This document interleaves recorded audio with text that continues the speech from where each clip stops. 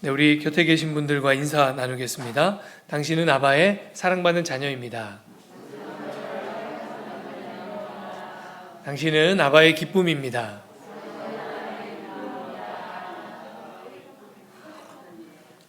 네.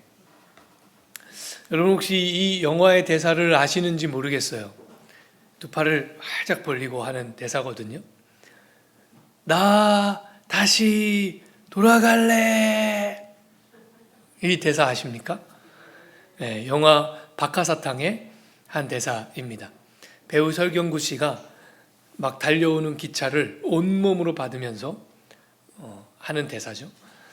이 영화의 상황으로 보면 주인공 김영호가 인생의 마지막 순간에 자기의 유언적인 말로 남기는 그런 말, 나 다시 돌아갈래입니다. 여러분, 이 남자의 인생은 얼마나 후회되는 것이 많았으면 인생의 마지막 순간에 나 다시 돌아갈래 이러면서 인생을 끝마쳤을까요? 그래서 이 박하사탕이라고 하는 영화는 참 좋은 영화인데 나 다시 돌아갈래 하는 이 의미심장한 한마디 외침으로부터 시작해서 이 남자의 인생이 왜 그토록 후회로 점철될 수밖에 없었는지를 역추적해서 보여주는 그런 내용의 영화입니다. 이 영화가 많은 사람들에게 좋은 평가를 받고 좋은 영화라고 그렇게 불려지는 몇 가지 이유가 있겠는데, 그 중에 한 가지는 우리의 인생이 이 영화의 주인공 김영호하고 똑같지는 않지만, 그러나 누구의 인생이라도 한두 가지 참 후회스러운 일이 모두의 마음속에 있기 때문에 큰 공감을 일으키는 거죠. 여러분, 중학교, 고등학교, 이제 우리 오늘 졸업을 축하받은 아이들이 이제 중학교 졸업하고 고등학생 되고 초등학교 졸업하고 중학생 되고 그러는데, 중학교, 고등학교 다니는 아이들이죠. 아이들에게는 후회되는 게 있을까요, 없을까요? 제가 저를 가만히 돌아볼 때 저의 중학교, 고등학교 시절에 이런 생각을 했던 것 같아요. 여러 번. 나 다시 돌아갈래? 초등학교 입학하던 때로 돌아갈래? 아직 어리지만 중학교, 고등학교만 돼도 내 인생에 좀 다시 돌아가고 싶은 그런 순간들이 왜 없겠습니까? 있는 거예요. 그 어린 나이에도. 네, 또 우리 한 주가 왔습니다. 이따가 설교 마치고 또 한 주는 따로 하도록 하겠습니다. 네. 우리가 때때로 인생에 후회가 찾아오고 그럴 때 그 이전의 시간으로 돌아가서 내가 다른 선택을 하고 좀 다른 삶을 살아봤으면 좋겠다 하고 생각하게 되는 이유가 뭡니까? 사실 우리가 살고 있는 이 오늘이라고 하는 시간이 지난 과거로부터 켜켜이 쌓여 있는 어떤 것들의 결과일 때가 있는 것이죠. 그래서 때로는 이 오늘이 굉장히 후회스럽게 느껴질 때가 있다는 사실입니다. 저는 이 이창동 감독이 어떤 종교를 가지고 있는지, 종교가 있는지 없는지 잘 모르겠어요. 그런데 이창동 감독의 영화를 가만히 보고 있으면 이분이 적어도 종교에 대해서 굉장히 관심이 있는 사람이구나.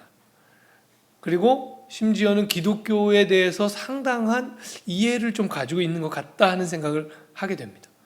그 영화 안에 기독교적인 색채도 있고 또 기독교적인 메시지도 영화에 들어가 있을 때가 많아요.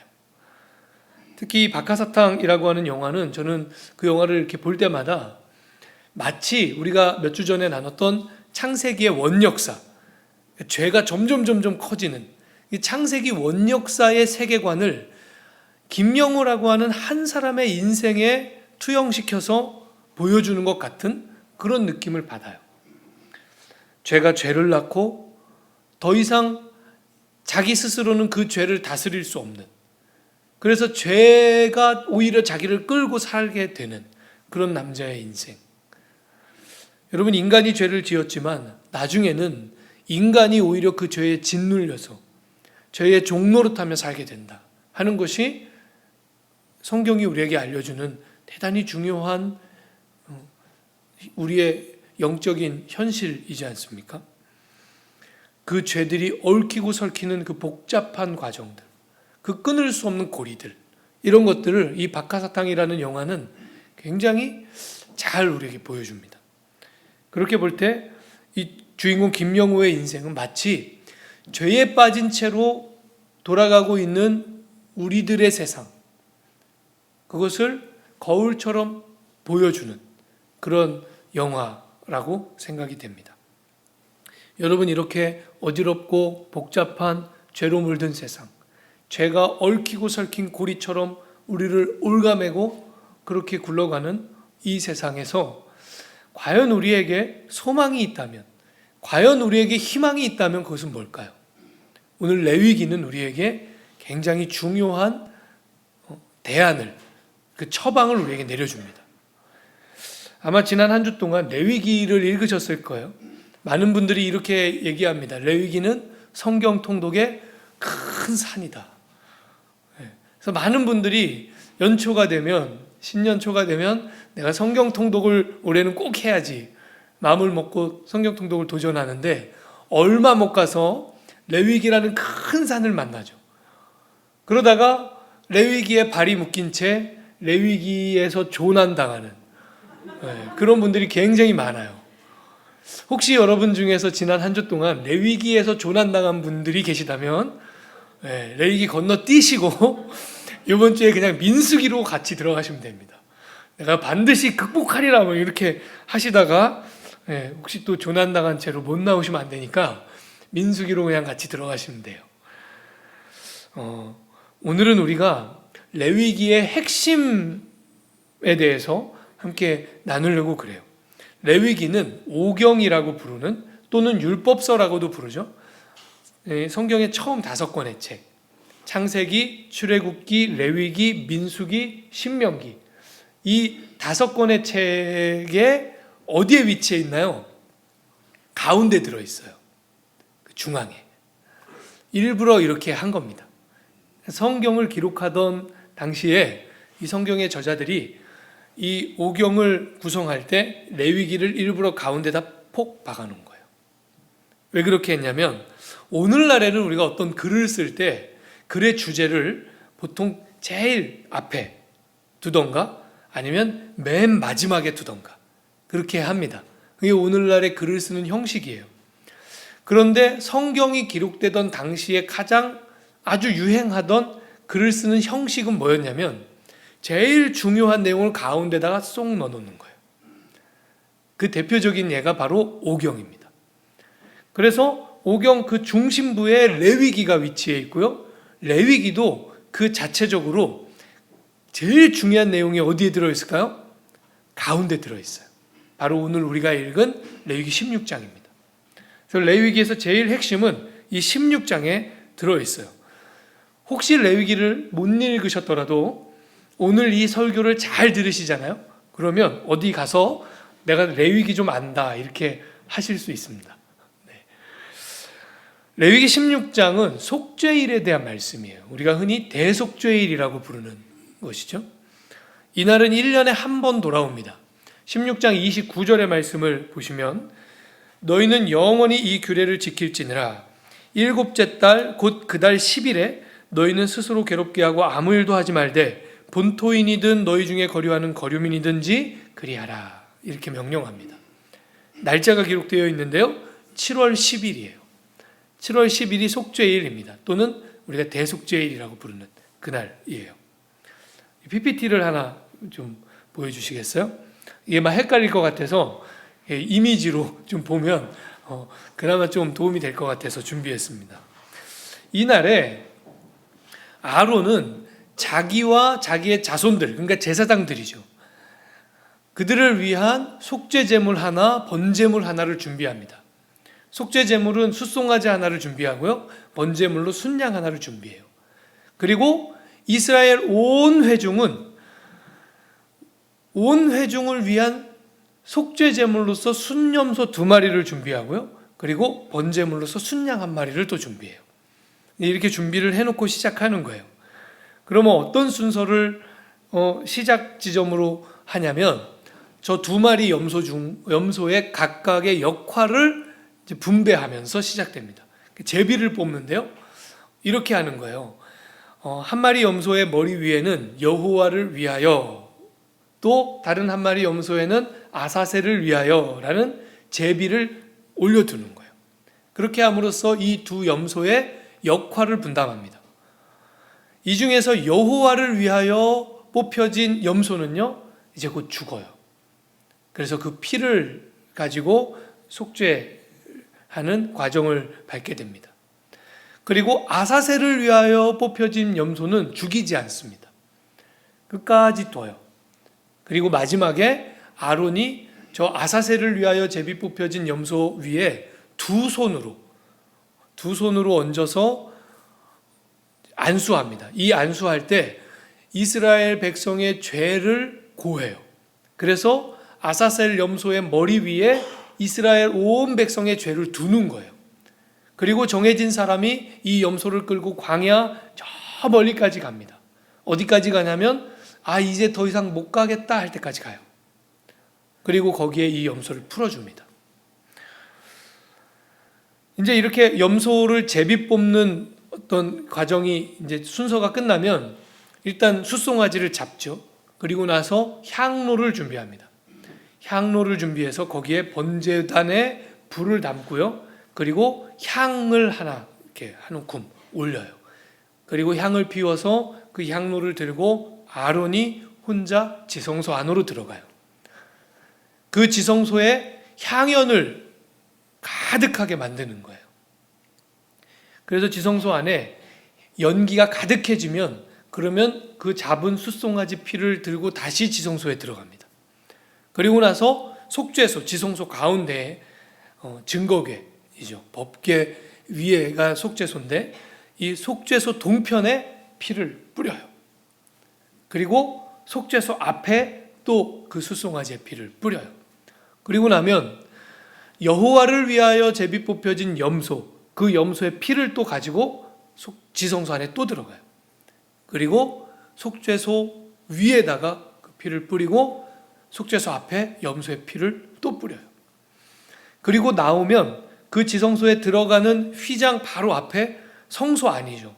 제사장들이 보통 그 업무를 보는 그 성소 안에 분향단이 있습니다. 이 분향단에는 4 기퉁이에 뿔이 있어요. 그 뿔에 그 피를 또 발라요. 그리고 나서 그 분향단 앞에 또 피를 7번을 뿌립니다. 그리고 나면 그 피를 가지고 또 성소 밖으로 나와요. 그러면 이제 뭐가 있냐면 번제단이 있습니다. 번제단에도 마찬가지로 4 기퉁이에 뿔이 있어요. 그 4 기퉁이 뿔에 그 피를 또 발라요. 그리고 나서 번제단에 또 피를 7번을 또 뿌려요. 이 과정을 쭉 거치는데 이 과정의 의미가 뭐냐 하는 게 굉장히 중요합니다.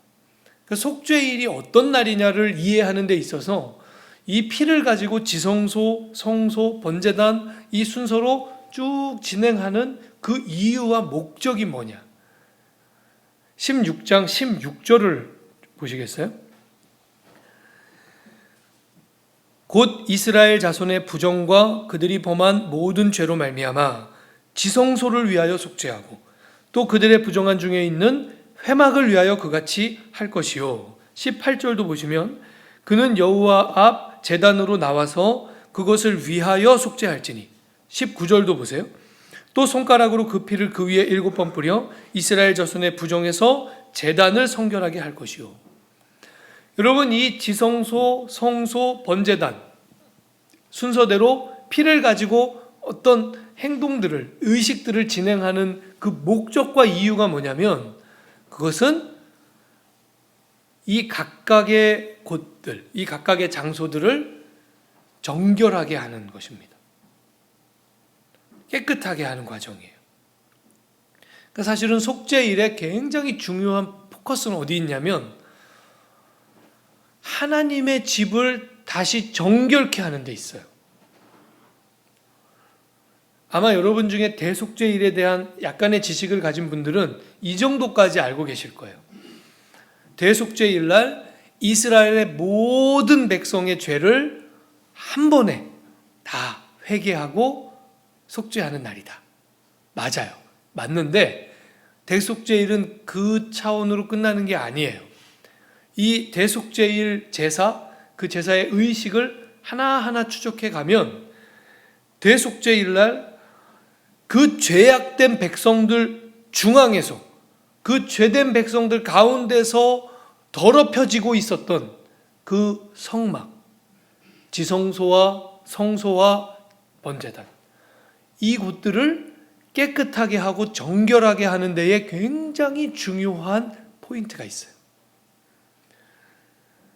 이제 이 과정이 그래서 다 끝나잖아요. 그러면 그 다음에 하는 일이 바로 아사셀을 위하여 뽑혀진 염소, 그 염소의 머리에 두 손으로 아론이 안수하고 죄를 고백하고, 그래서 이스라엘 온 회중의 죄를 염소의 머리 위에 얹어놓고 그 염소를 광야 저 멀리까지 데리고 가서 풀어주는 겁니다.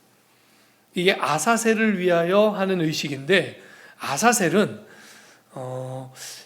뭐 분석을 좀 해야 되는데 그건 복잡하니까 쉽게 얘기하면 우리가 오늘날 사탄이라고 부르는 악의, 모든 죄악의 근원적인 존재예요.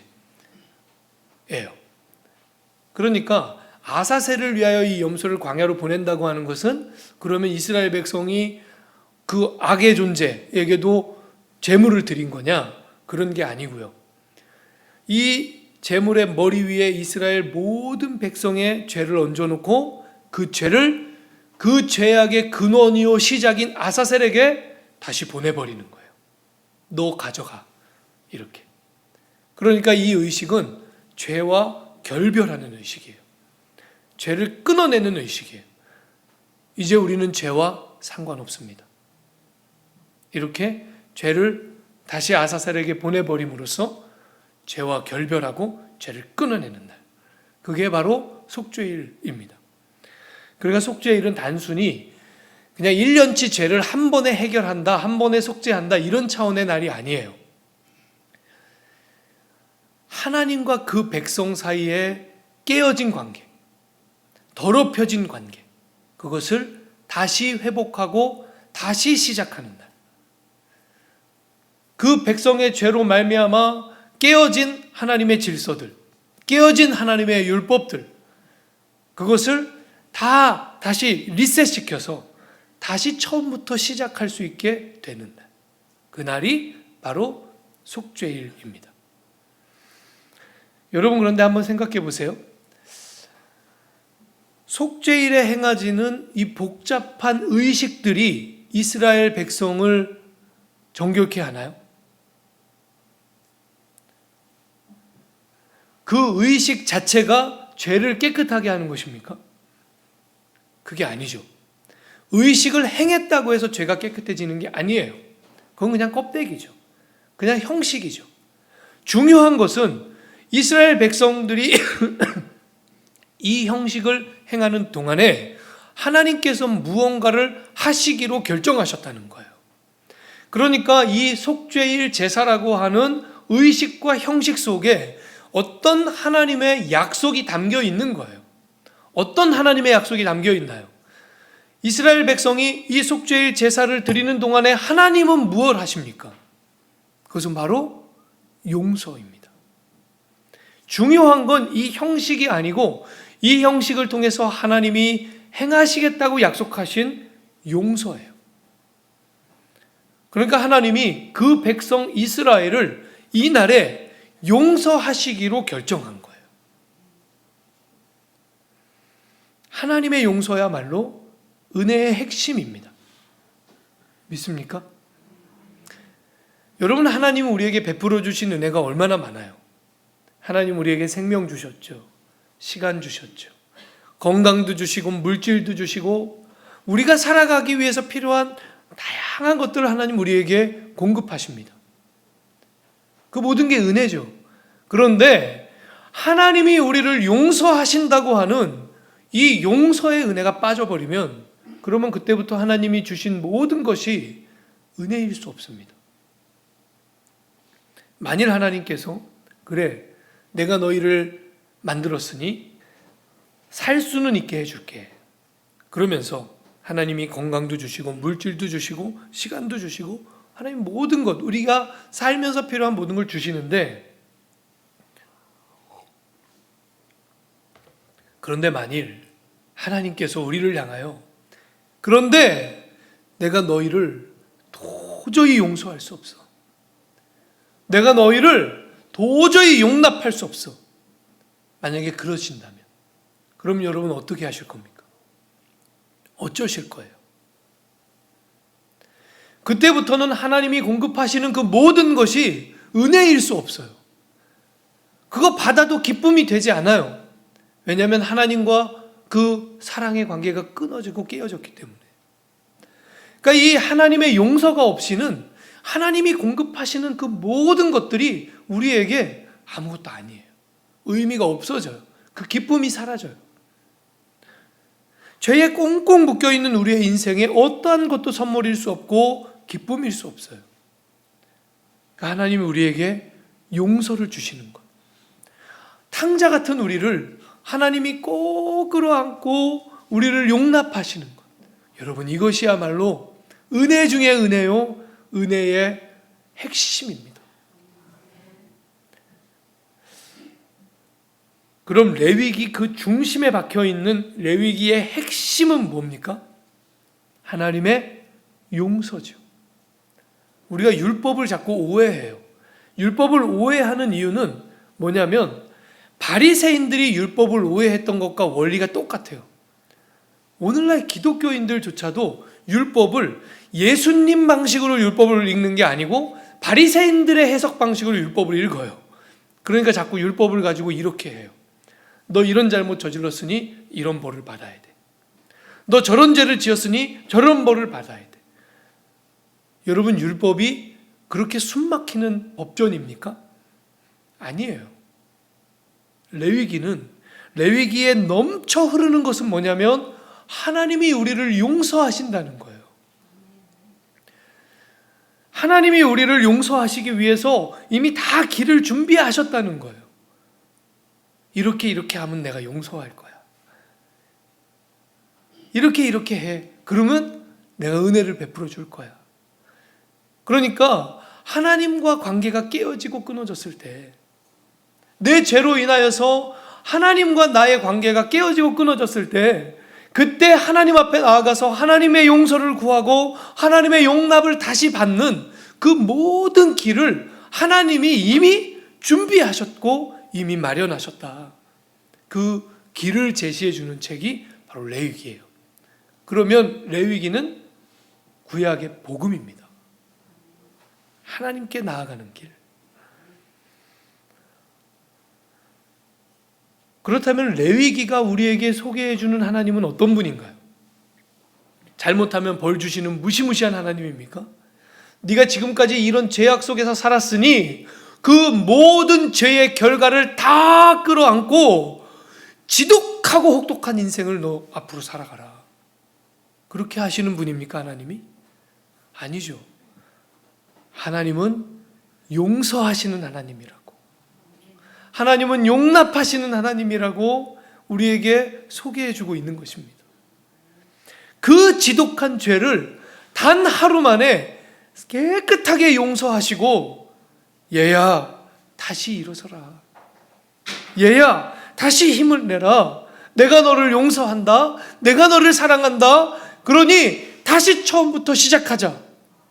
그렇게 말씀하시는 하나님이라고 우리에게 알려주고 있는 것입니다. 그 사랑과 복음의 정수가 예수 그리스도의 십자가 위에서 온전하게 다 드러난 거예요. 그러니까 레위기에 빗대어서 예수님의 십자가 사건을 여러분 해석하면 어떻게 되는지 아십니까? 하나님 스스로가 숫송아지가 되시고 하나님 스스로가 순념소가 되시고 심지어는 하나님 스스로가 아사셀 염소가 되시는 사건. 그게 바로 예수 그리스도의 십자가 사건입니다. 여러분, 이제 사순절이 시작됐습니다. 사순절에는 예수님의 고난을 우리가 묵상하죠. 그런데 예수님의 고난을 묵상하실 때 필연적으로 예수 그리스도의 고난을 묵상하다가 우리는 우리의 죄를 만나게 될 수밖에 없어요. 그리스도의 십자가를 보면 내가 이렇게 죄인인데 하는 것을 생각할 수밖에 없어요. 하나님, 저는 이렇게 죄인입니다. 이렇게 연약하고 이렇게 나약합니다. 그것을 십자가 앞에서 깨닫게 되죠. 그런데 여러분, 이 사순절에 사실은 우리의 죄는 요만큼만 묵상하세요. 조금만 생각하세요. 우리가 더 많이 생각하고 또 생각하고 묵상하고 또 묵상해야 되는 것은 뭐냐면, 그런 죄인을 위하여 놀라운 일을 행하신 그 하나님의 용서의 은혜입니다. 여러분, 그 용서의 은혜를 이 사순절에 우리가 묵상해야 돼요. 생각해야 돼요. 와, 하나님, 이런 죄인을 위하여 하나님 그런 놀라운 은혜를 베푸셨군요. 그래서 이 사순절에 우리가 용서하시는 하나님을 다시 만나기를 원합니다. 하나님의 용서를 다시 경험하고 그 용서의 은혜가 주는 그 감격이 우리 속에 다시 회복되는 그런 사순절 되기를 바랍니다. 그런데 레위기를 정말 놀라운 책이 되게 하는 위대한 복음이 되게 하는 또 한 가지 요소는 뭐냐면, 이 속죄일이요, 레위기 25장에 가면 희년과 연결되어 있다는 거예요. 여러분, 희년에 대해서는 아시죠? 희년은 뿔나파를 부는 날이에요. 이스라엘 온 땅에, 전국에 뿌 하면서 뿔나파를 부는 날이 희년이에요. 이 희년의 뿔나팔이 불려지면, 그러면 빚을 진 사람들은 빚을 탕감받고요, 노예가 된 사람들은 해방되어 자유인이 되고요, 어쩔 수 없이 살다가 조상대대로 물려받은 땅을 잃어버린 사람들, 이 사람들은 조건 없이 다시 그 땅을 돌려받는 거예요. 얼마나 놀라운 날입니까? 그게 희년이에요. 그런데 이 희년의 뿔나팔이 언제 불려졌는지 아십니까? 우리 25장을 한번 찾아볼까요?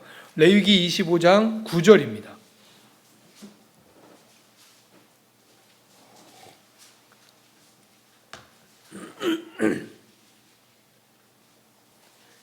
레위기 25장 9절.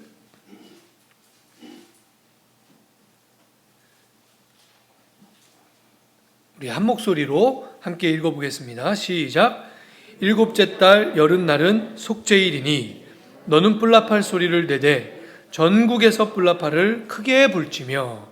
아멘. 희년의 뿔나팔은 바로 7월 10일 속죄일날 부는 거예요. 물론 속죄일은 1년에 한 번 오고요, 희년은 50년에 한 번 와요. 그 차이는 있지만 50번째 되는 속죄일날, 아마도 속죄일 제사가 다 마쳐지고 나면 전국 각지로 희년의 뿔나팔 소리가 울려 퍼지도록 하나님 그렇게 설계하신 거예요. 그러니까 하나님이 베푸신 용서의 은혜가 그냥 영적인 안식으로 끝나지 않고 그 사회 전체를 변화시키고 개혁하도록 하나님이 그렇게 디자인하신 거예요. 하나님의 용서의 은혜가 영적인 차원, 심리적인 차원에서 끝나는 것이 아니고 온 사회를 다시 새롭게 하고 다시 변혁시키는 그런 말씀, 바로 레위기입니다. 그런 의미에서 속죄일은요, 영적인 희년이에요. 레위기 16장에 영적인 희년으로서의 속죄일과 레위기 25장의 사회적 희년으로서의 희년, 여러분, 이 두 기둥이 레위기의 핵심입니다. 그래서 레위기는 아무도 이렇게 부르는 사람은 없지만 저는 이렇게 부르고 싶어요. 두 희년의 책이다. 레위기에서 제일 중요한 날짜는 그럼 언제일까요? 7월 10일이에요. 속죄일, 그리고 희년. 레위기는 바로 이 두 희년의 책입니다. 여러분, 하나님은 우리의 인생이 박하사탕 영화 속 김영호처럼 그렇게 후회 속에서 괴로워하며 아파하며 살기를 원하지 않으십니다. 하나님은 우리가 어떤 죄책감에 꼭 짓눌려서 그 속에서 기쁨을 누리지 못하고 살기를 원하지 않으셔요. 하나님 우리가 절망 속에서 한탄하며 살기를 원하지 않으셔요. 때때로 인생을 살다 보면 죄에 짓눌릴 때가 있고 후회에 눌릴 때가 있고 인생의 어떤 큰 괴로움과 슬픔에 짓눌릴 때가 있잖아요. 그때 하나님은 우리를 다시 일으켜 세우고 하나님 우리에게 용서를 베푸시고 다시 시작하자고 다시 일어서자고 그렇게 하시는 분이 바로 하나님이라고 하는 사실입니다. 여러분, 사람의 용서에도 엄청난 힘이 있지 않습니까? 하물며 하나님께서 우리를 용서하실 때 하나님의 용서에는 우리를 구원하는 힘이 있습니다. 하나님의 용서에는 우리에게 새 힘을 주는 힘이 있고요. 새 희망을 주시고요. 하나님은 용서로서 우리에게 놀라운 능력과 새로 출발할 수 있는 그 은혜를 베푸십니다. 여러분, 하나님의 용서를 맛보시기 바랍니다. 혹시 내가 그 용서를 맛봤는데 그 용서의 은혜를 잃어버렸다면 여러분, 그 용서의 은혜를 다시 찾아야 됩니다. 혹시 우리 중에 내가 한 번도 그 하나님의 용서를 맛본 적이 없어요. 여러분, 그거는 아직 회심을 경험하지 않은 거예요. 나는 한 번도 하나님의 용서를 맛본 적이 없어요. 여러분, 그런 분들은 하나님의 용서의 은혜를 반드시 맛보셔야 돼요. 그때부터 놀라운 변화가 우리의 인생에서 시작되는 것입니다. 여러분, 하나님은 우리를 용서하십니다. 하나님은 우리를 용납하십니다. 그 용서와 용납의 감격 속으로 우리가 다 같이 들어가는 그런 귀한 사순절 될 수 있기를 주님의 이름으로 축원합니다. 우리 오늘은 함께 그 놀라운 은혜를 베푸신 하나님을 찬양하고 잠깐 기도했으면 좋겠는데요. 주 여호와는 광대하시도다 하는 찬양이에요.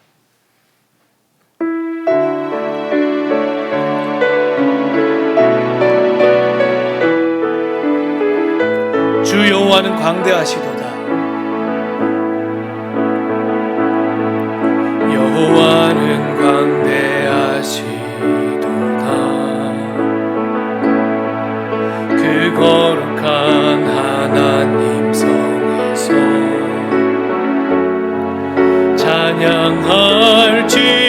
찬양할지어다. 아멘. 주 승리 우리에게 주셨도다. 주 승리 우리에게 주셨도다. 모든 원수 물리치셨네. 엎드려 절하세. 엎드려 절하세. 다 주의 크신 이름 높이며 다 주의 크신 이름 높이며 우리에게 행하신 위대한 일 감사세. 오 주의 신실하신 그 사랑 온 땅과 하늘 위에 계셔 홀로 영원하신 이름. 다 주의 크신 이름 높이며 다 주의 크신 이름 높이며 우리에게 행하신 위대한 일 감사하세. 오 주의 신실하신 그 사랑 온 땅과 하늘 위에 계셔 홀로 영원하신 이름. 우리 마지막으로 한 번 더 다 주의 크신 이름 높이며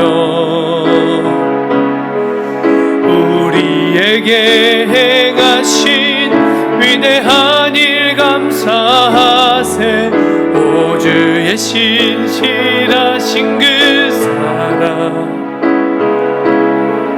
온 땅과 하늘 위에 계셔 홀로 영원하신 이름. 우리 이 시간에 함께 기도할 때 하나님, 우리를 위하여 행하신 그 놀라운 은혜를 하나님 찬양합니다. 하나님 감사합니다. 주가 우리에게 용서하시는 은혜를 베푸시지 않았다면 우리는 지금도 죄에 묶인 채 죄의 종로를 타며 살아갈 텐데, 영원한 형벌을 향해서 죽음을 향해 달려갈 텐데, 하나님 우리를 건지셔서 의의 종 삼아주시고 영원한 복락을 향해 가게 하시니 하나님 감사합니다. 우리 그렇게 하나님 앞에 기도하며 나아갑시다. 기도하겠습니다. 아버지 하나님, 주님 감사합니다. 하나님 그렇습니다. 주님, 주가 우리를 구원치 않으셨고 주가 그 용서의 은혜를 우리에게 베푸시지 않았다면 주님, 우리는 지금 죄에 묶여서 후회로, 한탄으로, 절망으로 죄에 빠져서 죄의 종로로 그렇게 영원한 형벌을 향해, 그 영원한 죽음을 향해 나아갈 텐데, 하나님 우리를 구원하여 주셔서 감사합니다. 주님, 우리가 무엇이 왔는데 주님 우리를 구원하셨습니까? 주님, 우리가 무엇이길래 주가 우리를 구원하셔서 주님 그 놀라운 은혜와 영원한 복락과 특별히 의의 종으로 살아갈 수 있는 은혜를 베풀어 주셨습니다. 하나님 감사합니다.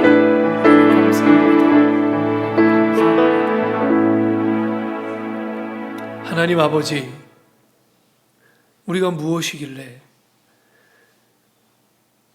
주가 우리를 위하여 피 흘려 죽으심으로써 우리를 죄에서 건지셨습니까? 만일 하나님 우리에게 그 용서의 은혜를 베푸시지 않았다면 주님, 우리는 지금도 죄에 묶인 채 죄의 종로를 타며 영원한 형벌과 영원한 죽음을 향하여 나아가고 있었을 텐데, 주여 우리를 구원하여 주셔서 의의 종 삼아 주시고 영원한 생명을 향하여 갈 수 있도록 우리의 길을 인도하시고 주장하여 주시니 하나님 감사합니다. 그 용서의 은혜, 하나님 그 은혜 덕분에 우리는 살았습니다. 주님 진실로 감사합니다. 주님, 그 은혜를 잃어버린 심령이 있다면 그 은혜가 회복되게 하시고, 그 은혜를 맛보지 못한 심령이 있다면 주님 그 놀라운 용서의 은혜를 맛보게 하여 주시옵소서. 예수님의 이름으로 기도합니다. 아멘.